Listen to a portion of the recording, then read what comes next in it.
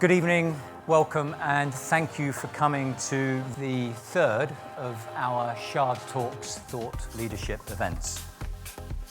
It's great to see so many designers actually here, recognise lots of faces, and I think this has really got to be the crux of what we're talking about today. So it's, how design can really impact the workplace.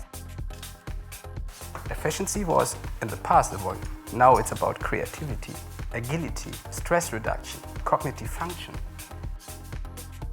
The whole campus conversation is really hot right now. Actually, what we're seeing more and more is there's Silicon Valley is a little bit of a bubble. Elsewhere, the city is the campus. Let's get people to bump into each other. We've shifted to a knowledge economy, and creativity and innovation are really important. It's used much more as a recruitment tool now. Google is kind of the prime example of being a really attractive space where innovation can happen. I think one of the worst trends in the last few years is organisations trying to copy the likes of Google when their culture has got nothing to do with Google. And that's just destined to failure. And I think slowly but surely people are understanding that actually they have to build that from sort of ground up based on the business that they want to be. Not everybody should be Google. What's important is they gave people permission to think differently. That's their vital contribution.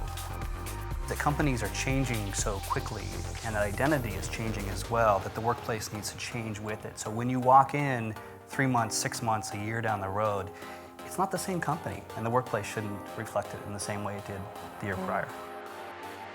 I'm curious to understand your approach to creating a workplace that has to incorporate a 20-year-old to a 50, 60-year-old.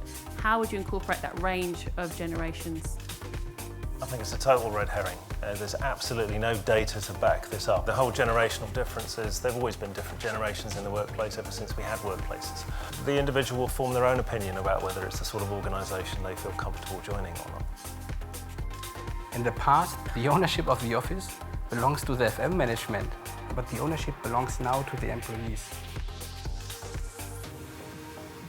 I was just quite interested in what the panel thought about linking investment to the data and the ROI. When a designer was asked about the ROI, he said, we measure it by the smiles on people's faces. It's quite easy. What we might have misunderstood in thinking that everybody wanted to work from home was that actually everybody just wanted to bring a little bit of home to work. If you want my sort of prediction of the next big trend, that you're going to see a lot more warmth injected into workspace.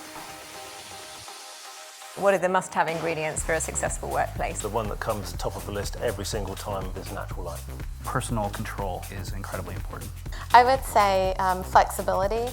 And I would end with being part of the project we drive. Okay, lovely. And on that note, thank you very much. I really appreciate it. Thank you to our panel. And I'm going to hand back to James. Thank you so much for coming, and hope to see you all again soon. Thank you.